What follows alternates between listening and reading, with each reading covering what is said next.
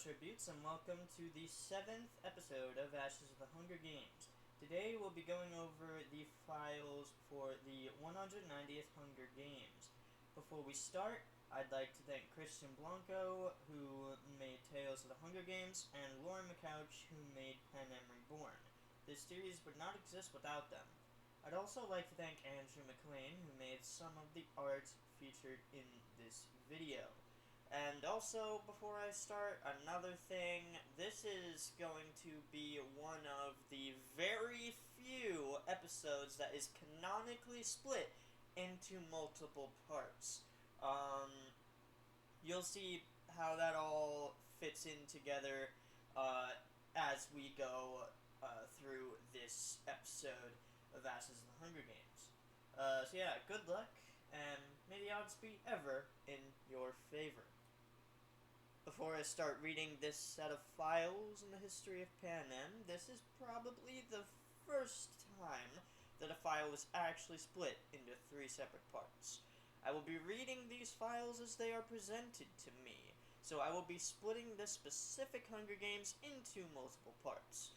Now let's start reading these files. Without further ado, I present the files of the 190th Hunger Games.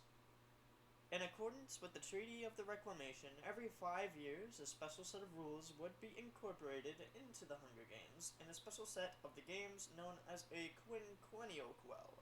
These games were used to remind the districts of the capital's continuous command over them. On July 3rd, President Pontus Vesta just finished celebrating his 60th birthday and was ready to make a couple announcements, including the Quell twist for this year. As President Vesta walked onto the stage, he was met with cheers throughout the Capitol viewing square. Before making his announcements, President Vesta said that he was proud to be Panem's president during the last few years.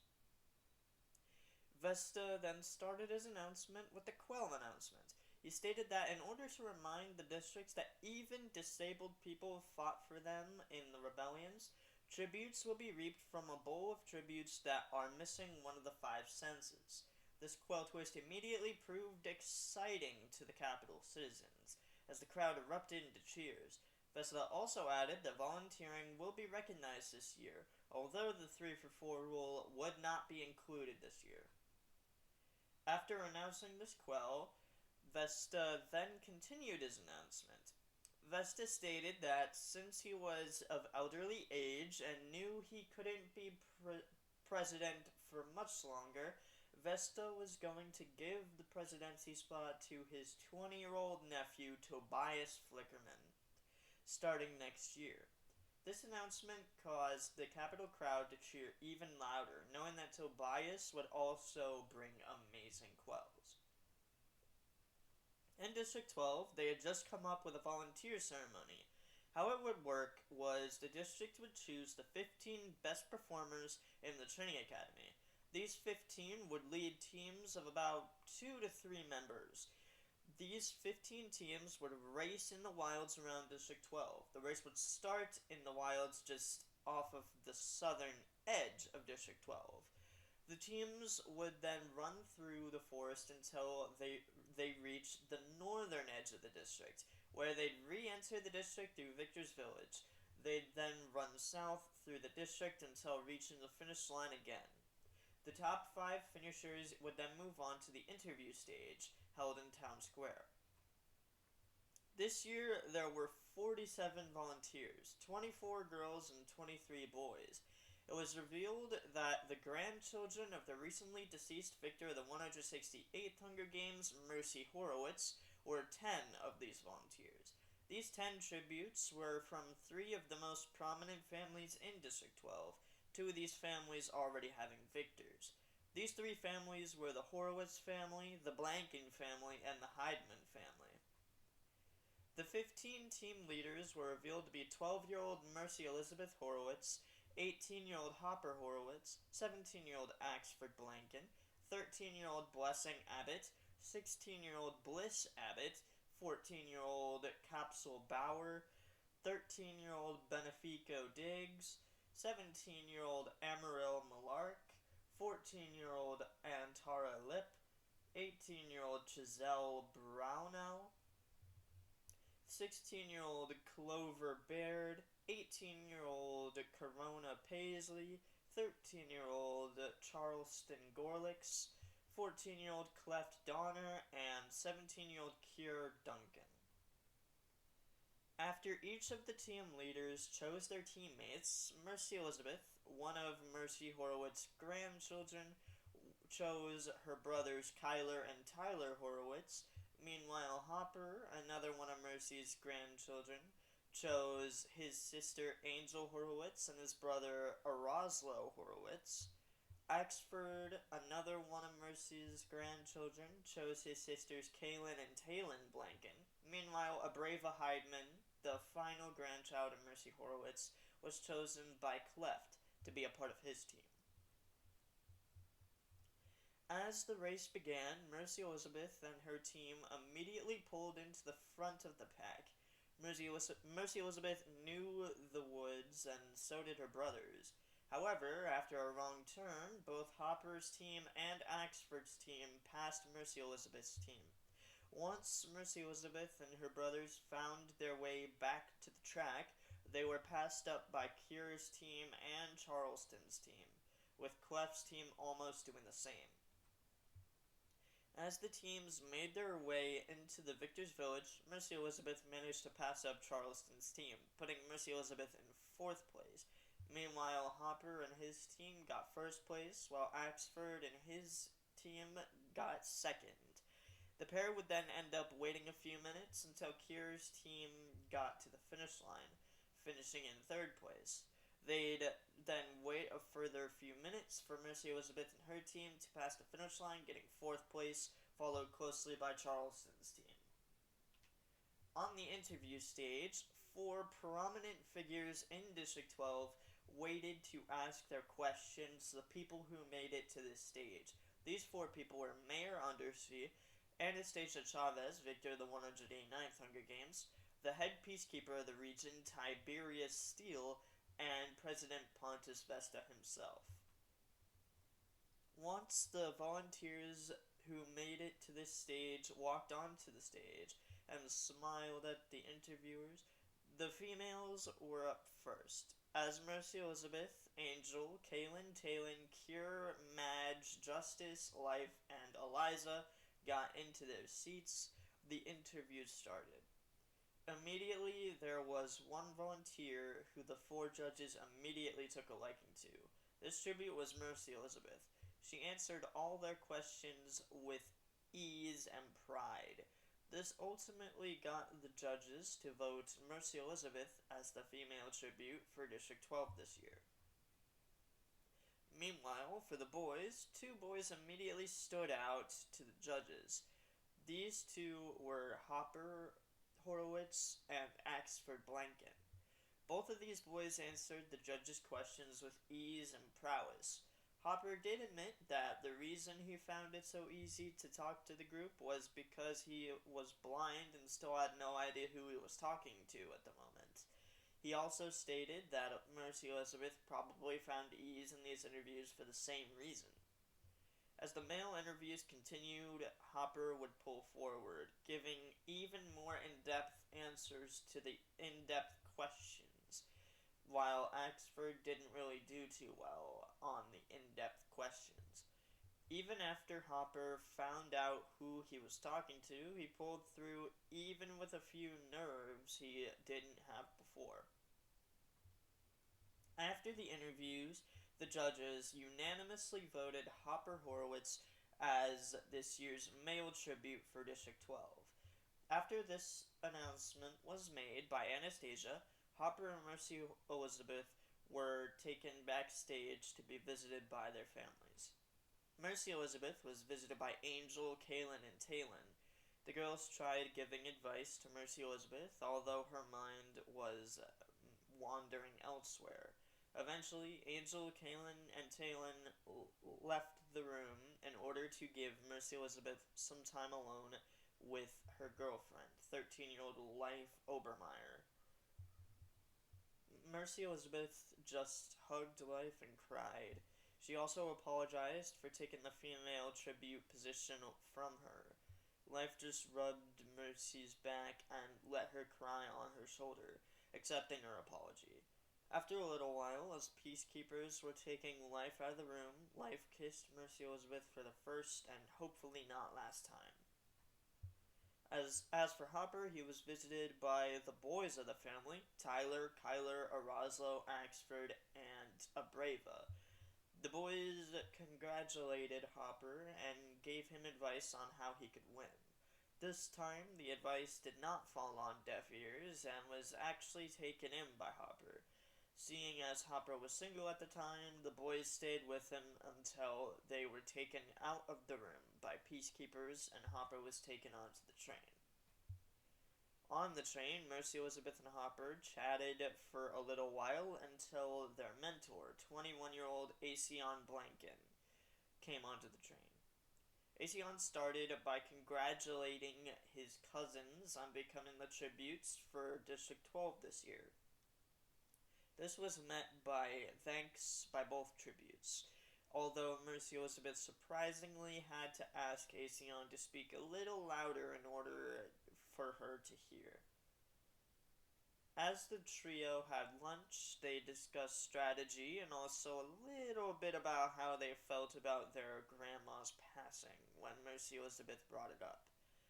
As they talked strategy, Asion asked all the required questions, like if the pair had any weapons experience, even though he already knew that they did. After a few more minutes of talking strategy, Asion took Mercy Elizabeth and Hopper to the gym in the back of the train. Here, Hopper and Asion lifted weights together, while Mercy Elizabeth did leg presses. While this was occurring, Asion continued to talk to Mercy Elizabeth and Hopper. Peacekeepers present reportedly had to stop the conversation as their tributes were talking about possible rebellion within their neighboring districts, Districts 3, 8, and 11. Although Mercy Elizabeth and Hopper were talking about how District 12 could be of any help to the peacekeepers. After a few hours in the gym, Asion took Mercy Elizabeth and Hopper back to the main train compartment. He then talked about strategy for a few more minutes as he turned on the TV and changed to the channel where the reapings were going on. At this point, the reapings for their fellow career district, District 10, were live. In District 10, they also came up with an official volunteer ceremony. In their volunteer ceremony, they'd hold a push-up contest. They'd give all of their volunteers the same time limits and let them do as many push-ups as they can within the time limits. The 5 best performers in the push-up contest of each gender would move on to the interview stage. The interview would be run by Mayor Gonzalez, Anastasia Chavez, and Antoinette Aguilar. 20 boys and 21 girls volunteered this year. Most of these tributes were either blind or deaf, but there was one tribute who couldn't feel pain. That one tribute was 17-year-old Tio Alvarez. Tio and his twin sister Tia were just 2 of the 41 volunteers. Once the timer started, most tributes started fast, but some started off slow and sped up over time. Tia and Tio were 2 of the 6 volunteers to start off slow and speed up over time. At the end of the time, Tia and Tio both ended up doing 50 push-ups in a minute. The pair ended up moving on to the interview stage, along with some of their best friends, 18-year-old Alejandro Garcia, 15-year-old Ana Aguilar, and 13-year-old Bianca Botkin, along with 5 others. During the female interviews, 2 volunteers immediately stood out. These 2 were Tia Alvarez and Ana Aguilar. Tia and Ana both answered the interviewers' questions with ease and confidence, although Ana was doing better than Tia. After a long set of interviews, Tia surprisingly got the female tribute spot. It was revealed that two of the three judges voted for Tia because Antoinette didn't want to see her little sister in the games, and Mayor Gonzalez wanted to see what Tia would do in the arena, considering he was her uncle. Meanwhile, during the male interviews, Tio immediately showed immense prowess while answering his questions.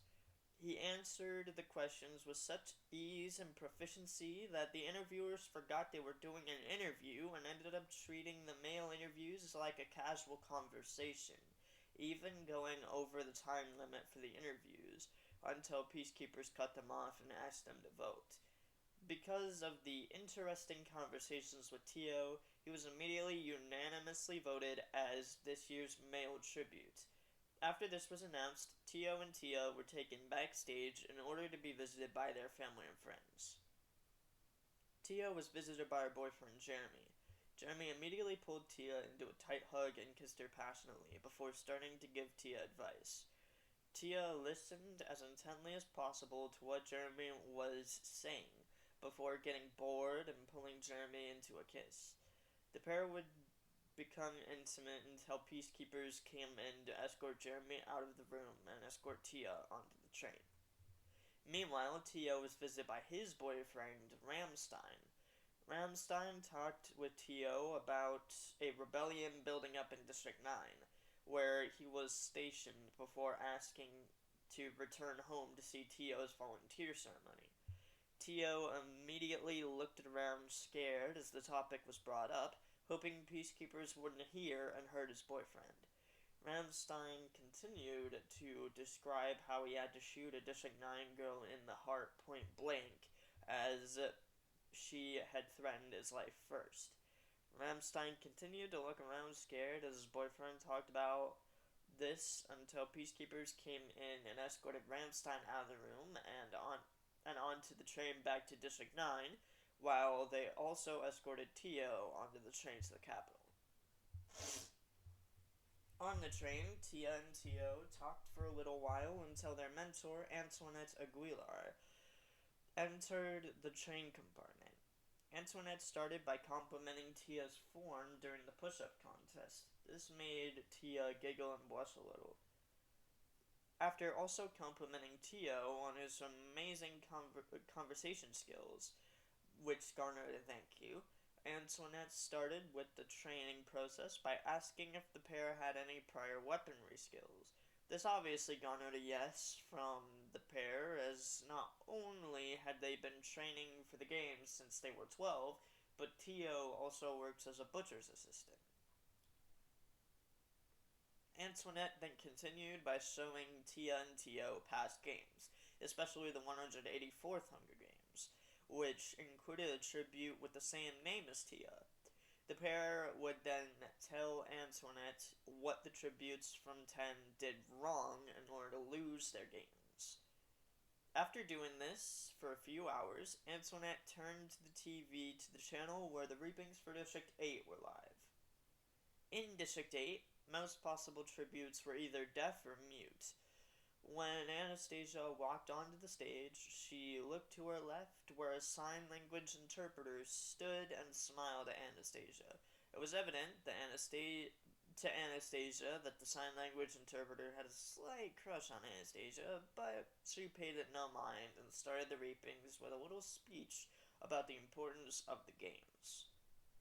Anastasia would then walk over to the female reaping bowl, putting her hand into the reaping bowl and swiveling it around in the bowl for a little while before pulling out a piece of paper. It was revealed that the name of 13-year-old Yara Hakim was picked. Yara was one of the mute youths, having gotten her tongue cut out by bullies in school when she was 10. When Yara heard her name, she gasped and put her hand over her mouth. She could hear laughing from one of the far enclosures as her boys laughed at her. Yara glared at the bullies as she stepped out into the aisle.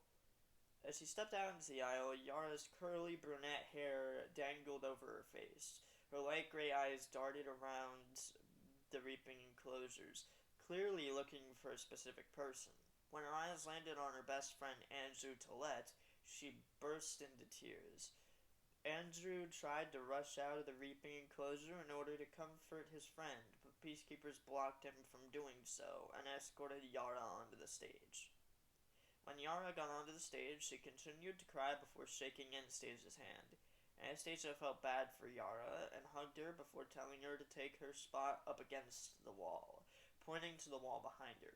Anastasia then walked over to the male reaping bull and went to pick out a name. It was revealed that Anastasia had picked out the name of 15-year-old Andrew Tollett. As soon as Yara heard Andrew's name, she screamed and cried even harder than she already was. Meanwhile, when Andrew found out he was reaped, he too screamed and started to cry as well. Andrew's friends, standing next to him, patted his back in an attempt to comfort him, but it didn't work. Andrew was eventually forced out into the aisle by peacekeepers. Andrew's brown eyes darted around the reaping enclosures, hoping someone would volunteer, but the closer Andrew got to the stage, the more he started to realize that no one would volunteer. When Andrew got onto the stage, he walked over to Anastasia and shook her hand, with tears still lingering in his eyes, although even with tears fogging up his vision, he could still tell that Anastasia was haunted by something. It was later revealed by Anastasia herself that while she was in District 9, the youths who weren't reaped set fire to one of their granaries. After Andrew took his spot against the wall, Anastasia announced Yara and Andrew as this year's tributes for District 8, and they were escorted backstage to be visited by their family and friends. Yara was visited by her older brother Puff. Yara immediately hugged Puff and cried on his shoulder. Puff tried to give advice to Yara, but having never been in the games or anything like that, his advice wasn't really the best. Yara still tried her best to listen to Puff's advice until peacekeepers came in and escorted Puff out of the room and escorted Yara to the train. Meanwhile, Andrew was visited by his girlfriend Ramona. Ramona hugged Andrew tight and kissed him on the cheek. She signed that she loved Andrew so much and would miss him while he was in the arena. Andrew signed that Ramona that he too would miss her and he would miss her hugs. The pair would continue talking in sign language until peacekeepers came in to escort Ramona out of the room and escort Andrew onto the train.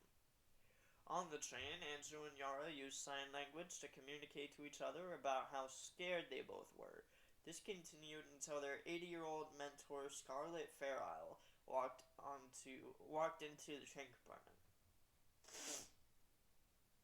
Scarlett asked the pair if they had any prior experience in weaponry, even though she knew the answer.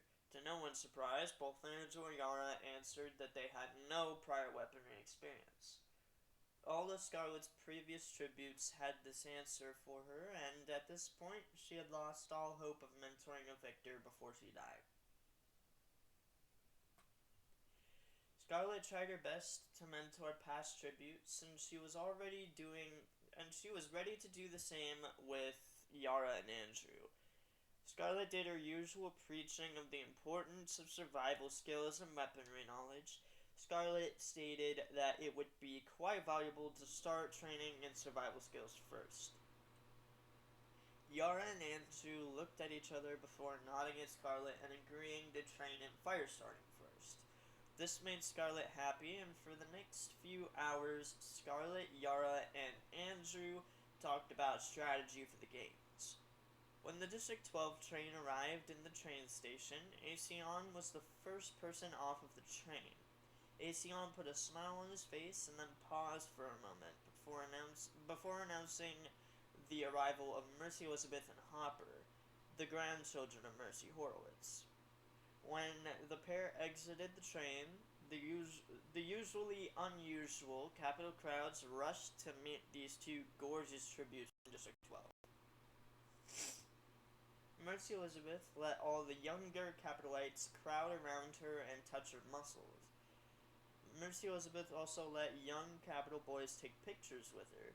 She also let the girls do this, although not much in order to not make her girlfriend jealous. Meanwhile, Hopper was rushed by hundreds of super attractive capital girls. There was one he found to be even more attractive than the others, 18-year-old Clarissa Flickerman, the younger sister of future President Tobias Flickerman.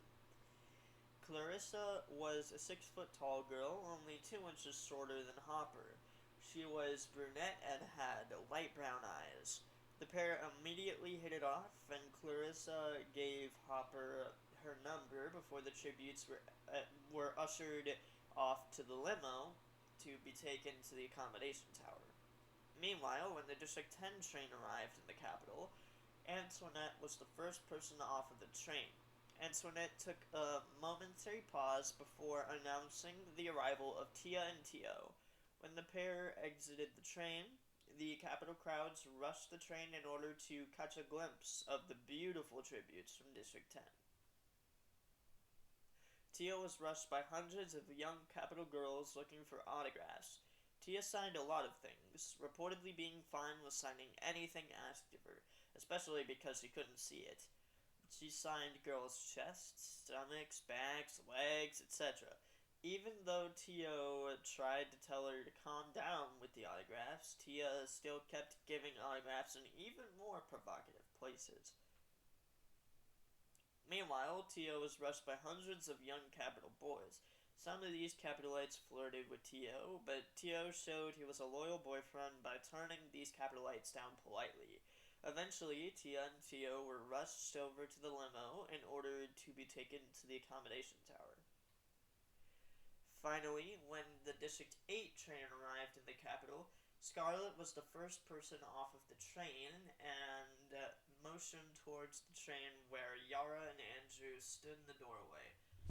Some capitalites, but not a lot, rushed the train to see the tributes from District 8. Yara was rushed by a bunch of mute kids who used sign language to talk to Yara. Yara would have long conversations in sign language with the kids who rushed her. Yara and Andrew both were known to be good with kids, and this really showed in how Yara and Andrew dealt with the kids that rushed them. Meanwhile, Andrew was rushed by a bunch of deaf kids. These kids also used sign language to communicate to Andrew. Andrew would also go on to have long conversations with the kids that rushed him. After a little while, Yara and Andrew were escorted to the limo to be taken to the tribute accommodation tower. In the District 12 apartment, Asion flipped through a booklet of costume designs with Mercy Elizabeth and Hopper until their stylist, Amadeus Crane, walked into the room. Amadeus immediately stated that the notebook they were looking at was an old one, stating that these designs were before District 12 became a career district. This comment caused Asion to point out a design he quite likes within the notebook. This design was a black outfit with different shades of gray to go along with it. The girl's outfit in this design had a sort of light blue shoulder pad design in order to bring a pop of color to the outfit. Meanwhile, the male outfit in this design contained light blue gems poking out of the back of the right shoulder. Both outfits incorporated shorts to show off the tribute's legs, while also incorporating coal into the design by sticking smaller pieces to the tribute's legs.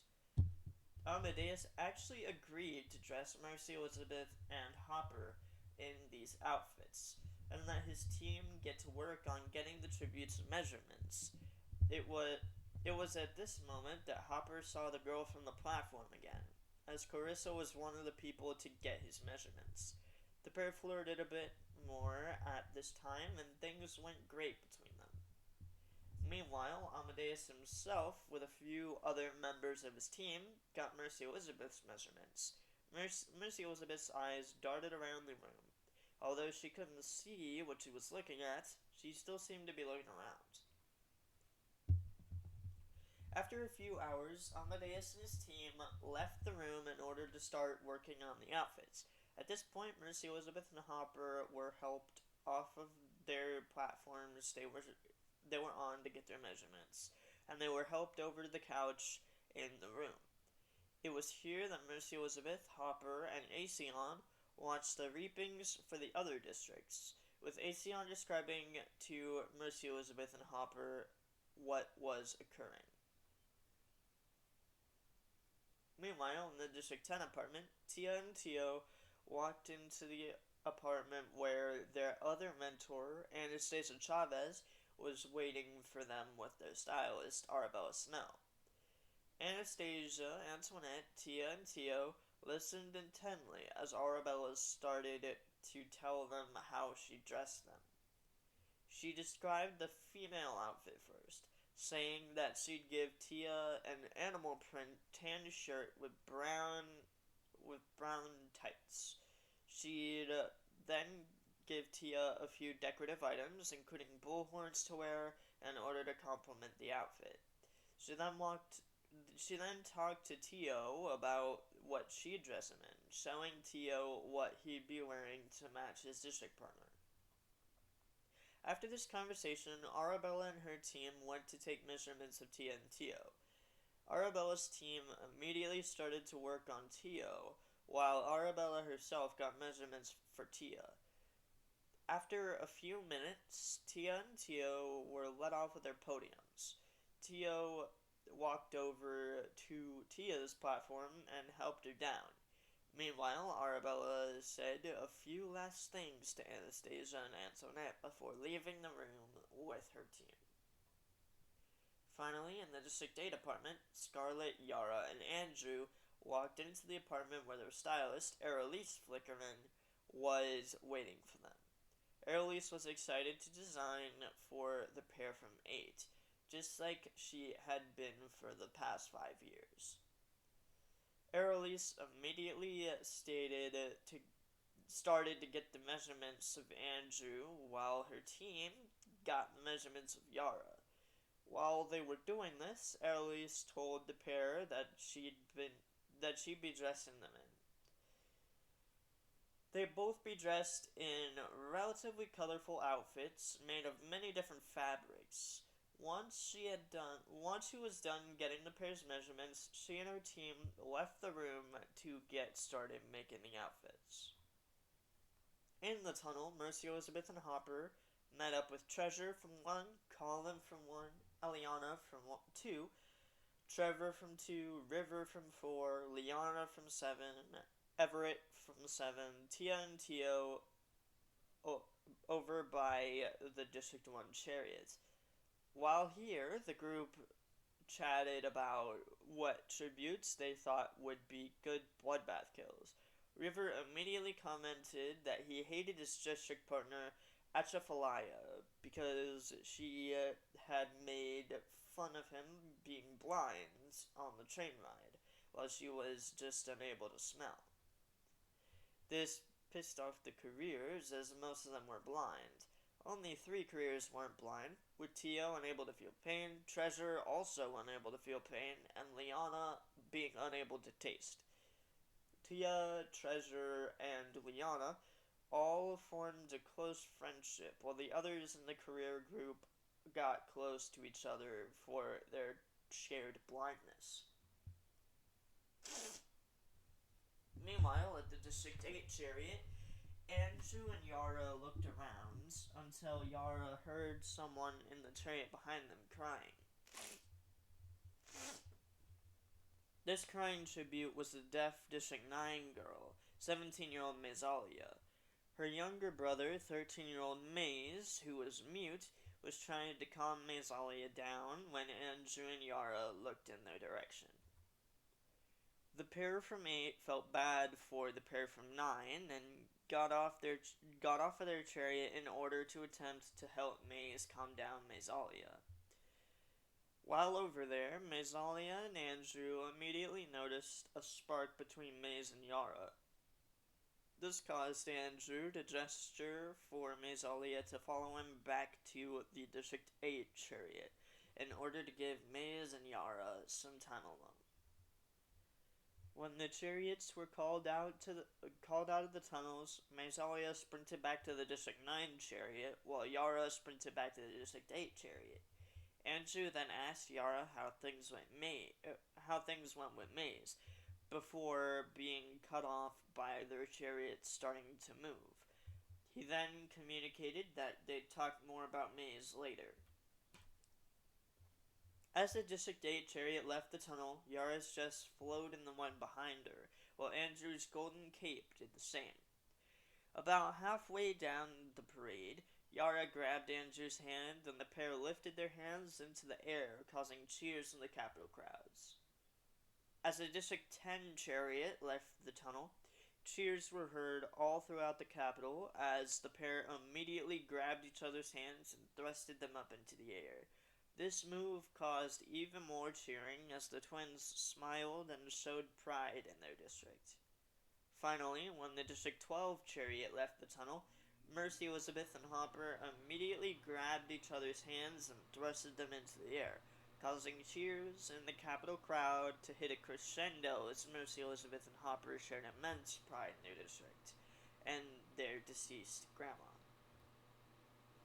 As the parade was going on, newly appointed commentator Toberius Flickerman, twin brother of future President Tobias Flickerman, commented on the beautiful designs of the costumes this year. He also commented that Districts 8, 9, 10, and 12 really outdid themselves with their outfits this year. He had the very hard job of deciding which district would win Best Dressed this year. After the chariots returned into the tunnel, it was revealed by a very happy Airly Snow that District 9 had won Best Dressed. This made Yara and Andrew give Maesalia and Maze reassuring smiles, which made the pair feel a lot better. The night before training, a lot of reveals were made by future President Tobias that would change the future of the games. First reveal that he made was that starting next games, tributes would be training on their own in separate rooms, but they'd be allowed to visit the accommodation rooms of other districts to still be able to form alliances. It would also be revealed that starting next year, that what tributes did to receive their training scores would be revealed along with their training score. These reveals would stun most people watching, including all of the tributes, mentors, and stylists this year. Although these announcements did cause extreme excitement in the Capitol, seeing as they were able to see how tributes would do training on their own. The next day would mark the end of the normal training experience for the next few decades. After newly appointed head of training Marpesia Bell released all the tributes, Treasure, Colin, Eliana, Trevor, River, Liana, Everett, Tia, Tio, Mercy, Elizabeth, and Hopper met up at the Trident training station, where Treasure would take the lead. Treasure was a bit less hard on the blind members of the group since they had an excuse for missing a few shots. Meanwhile, Treasure would give Liana and Tio hard times whenever they missed a target, seeing as they could see the targets. Even though he was blind, River still did the best at the training station, considering he constantly worked with them and had a lot of training with it. Meanwhile, Colin, Eliana, Trevor, Everett, Tia, Tio, and Mercy Elizabeth did best in the close-range combat stations, like the sword station. Although they did amazing at this station, Eliana left with a cut on her forehead, Tia left with a few cuts on her arms, and Mercy Elizabeth left with cuts on her legs and arms. Meanwhile, Yara and Andrew met up with Maesalia and Maze. Maesalia and Andrew immediately took to the lead and led Yara and Maze to the poisonous plants and insects station. Maesalia and Andrew used sign language to communicate to Yara and Maze that both of their mentors had communicated the importance of training and survival skills first, but before letting Maze take the lead on this station. Maze surprisingly blazed through the station, getting all of them correct, which garnered cheering from Mazalia, Yara, and Andrew. After this, Mazalia went next. She too blazed through the station with a perfect score. Afterwards, it was Yara's turn. She went relatively slow compared to Mazalia and Maze, but still got a 98% on the station. Finally, it was Andrew's turn. Andrew took his time and methodically looked through all the plants and insects on the station and sorted them into the category he thought they went to. After doing this for a little while, Andrew got a perfect score, which caused the entire group to cheer for him, including a few other tributes who had gathered to watch. These tributes were Megan from 3 and Lewis from 6, who had already formed an alliance with each other. After Mazalia, Maze, Yara, and Andrew started using sign language to communicate again, Megan and Lewis, who were also deaf, knew they weren't alone and wanted to bring the 4 tributes from 8 and 9 into their alliance. The pair approached Yara, Andrew, Mazalia, and Maze and asked in sign language if they wanted to form an alliance. Megan added that she knew how to start a fire and rewire the podium mines if they could get access to them. Meanwhile, Lewis added that he was very good at hiding. Yara, Andrew, Mazalia, and Maze looked between each other before accepting this proposal. The group would then go to the fire starting station to learn how to start a fire. Megan taught this group well, as she worked as a special needs teaching assistant back in District 3. Meanwhile, the careers watched as the Outlier group grew. Treasure, Liana, and Andrew warned the other careers to be aware of the threat of the Outlier group this year, but barely anyone heeded their advice, saying that they're outliers and that their group is nothing to the careers. This reply worried Treasure, Liana, and Tio, but they said nothing further. During training evaluations, Yara showed her skill in identifying poisonous insects and plants. This skill wasn't the most fun of the skills seen already that day, but it would be very important for the arena, so Yara walked out with a score of 6. Meanwhile, Andrew showed his skills in fire starting. Although he did pretty good while training with his allies, he messed up on multiple occasions. He would curse under his breath every time he failed to start a fire until he finally got it. Andrew would end up walking out with a score of 5. Tia showed her skill in sword fighting. She sliced up plenty of mannequins and threw her sword at targets on the wall, hitting most in the bullseye. Tia then smirked and removed her top before walking out of the training room. This gave her a training score of 11. Meanwhile, Tio also showed his skills in swords. He immediately started off by removing his top and showing off his muscles. He then sliced up a lot of mannequins and threw his swords at the same targets Tia did, although he missed a few more. He then walked out with a score of 10. Mercy Elizabeth showed her talent in swords as well. She effortlessly sliced multiple mannequins apart, cutting off the heads of the mannequins. This showcase of talent ended up not being as good as Tia and Tio's showcase of the same talent, but it was still amazing for a blind person. So, Mercy Elizabeth walked out with a training score of 9. Finally, Hopper showed off his skill with a trident. He threw the trident at targets and actually hit a few in the bullseye. This surprised most of the game makers, although the ones that weren't surprised knew of the family legacy Hopper and Mercy Elizabeth were carrying on their backs. This amazing show of talent and a long-range weapon caused Hopper to walk out with a score of 10. In the District 12 room, Mercy Elizabeth and Hopper celebrated their high training scores with Aeson. Aeson and Hopper drank alcohol in order to celebrate, while Mercy Elizabeth drank some orange juice. Even after Aeson offered Mercy Elizabeth some alcohol, Mercy Elizabeth would eventually go out onto the balcony and she would hear an argument between the fours, 8 balconies down. Mercy Elizabeth listened intently as she heard River say that she hated Atchafalaya and couldn't wait to kill her. Eventually, the argument ended and the pair from 4 walked back into their room. Mercy Elizabeth then sat down on the couch out on the District 12 balcony. Eventually, Hopper came out and sat on the railing of their balcony. The pair would talk for a while, and Hopper would laugh a lot, but eventually the pair would go back inside their room and retire to their bedrooms for the night.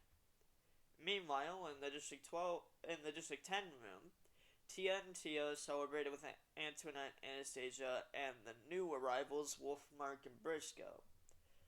The group would all drink some alcohol and have a good time, dancing around the room. Eventually, Tia and Tio took a break from the festivities in the room and went out to the balcony. They too heard the argument between River and Atchafalaya, and they eventually heard Mercy Elizabeth come out onto her balcony. The pair whispered up to her, but Mercy Elizabeth wouldn't hear, as the argument between the fours was louder. When the fours went back inside their room, Tia and Tio sighed and sat down on the couch. Eventually, Wolfmark came out onto the balcony and sat next to Tia and Tio. The trio would then start to talk about strategy. He would say that the 7s and 12s should be trusted by Tia and Tio, seeing as the tributes from those districts really helped him and Anastasia during the last games. Tia and Tio would respond to this with a sigh, not wanting to ruin this peaceful moment with strategy talk. Wolfmark did understand this response and changed the subject, asking the pair if they had anyone special waiting for them at home. This caused both of them to reply that they had boyfriends waiting for them at home, even though Tio went more in depth about his. Finally, in the District 8 apartment, Scarlett poured herself a bottle of wine and sat on the couch inside and drank. Yara and Andrew were disappointed in themselves for getting low training scores. They were scared that they let Scarlett down. Eventually, Yara and Andrew walked out onto the balcony and held hands on the balcony, looking out at the city. Andrew sighed and signs that the view was gorgeous, although when Yara looked, Andrew was smiling at her. Although Andrew already had a girlfriend, he admitted to having feelings for Yara, which caused her to smile and blush a little. After a little longer of communication with each other using sign language, Yara kissed Andrew on the cheek. The pair would then sit down on the couch out on the balcony and cuddle a little. After a little while, Andrew went inside to grab a blanket. This is when Yara heard the fours come out onto their balcony and immediately break into a fit of passionate yelling and arguing. When Andrew came back out onto the balcony, Yara immediately used sign language to tell Andrew about the arguing fours and put her pointer finger to her lips, gesturing for him to be quiet. Andrew would nod and sit down next to Yara and put the blanket over them as Yara signed everything the fours were saying. The interviews were held the next night. After the eventful interview of Everett, it was Yara's turn. Yara stepped out onto the stage in a gorgeous purple dress. Yara was so nervous that she didn't know what to do when Mia offered her hand for a handshake. Yara ended up giving Mia a high five before sitting down. This confused Mia, but she eventually sat down across from Yara and started the interview. Yara answered Mia's questions slowly and methodically. Most of her answers were basic, almost boring, but one answer stood out. After Mia had asked Yara how she felt about her district partner, Yara signed that she was in love with him.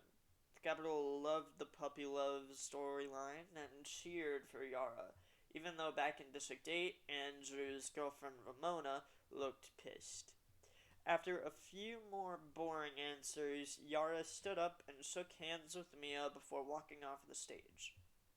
Up next was Andrew.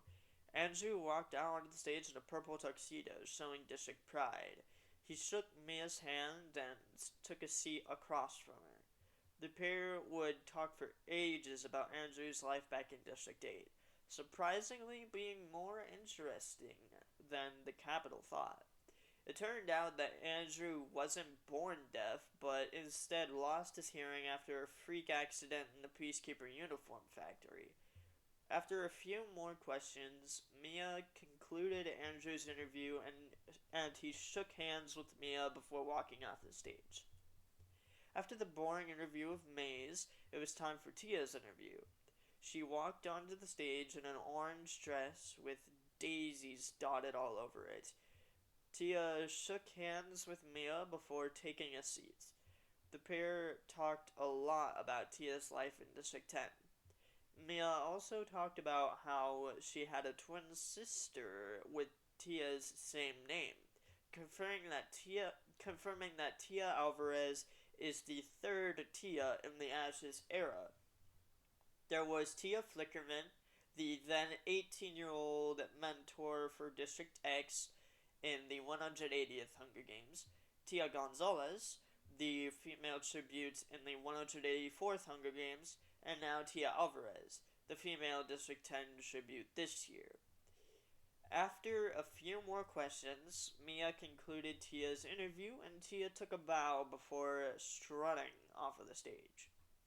Up next was Tio. He walked out onto the stage in an orange tuxedo and shook hands with Mia before taking a seat. Mia and Tio talked for a little while about Tio's life in District 10. Eventually, the topic somehow changed to what Tio had heard the previous night and the argument between the Fours. This conversation surprised many, even the other careers, and even more so the mentors for District 4, Brooke Barakoy, victor of the 172nd Hunger Games, and Corinne Brindisi, victor of the 181st Hunger Games, who had no idea about the argument. Questioning about the argument continued until Mia decided to conclude the interview and Tia took a bow before walking off of the stage. After the boring interview with the boy from 11, it was time for Mercy Elizabeth's interview. Mercy Elizabeth walked out onto the stage in a teal dress with a smile on her face.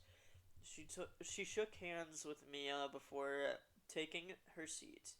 Mercy Elizabeth and Mia spent a while talking about Mercy Elizabeth's life in District 12. This questioning went on until Mercy Elizabeth stood up and walked to the edge of the stage and said that she would do whatever it took to make her grandmother proud and continue her legacy before walking off of the stage. Finally, it was time for Hopper's interview. Hopper walked out onto the stage in a teal tuxedo. Hopper put an intense scowl on his face in order to strike fear into the tributes backstage. Hopper would shake Mia's hand and take his seat, still glaring intensely at where he thought the cameras were. This was until Mia snapped her fingers, causing Hopper to look away from the back wall and over to Mia.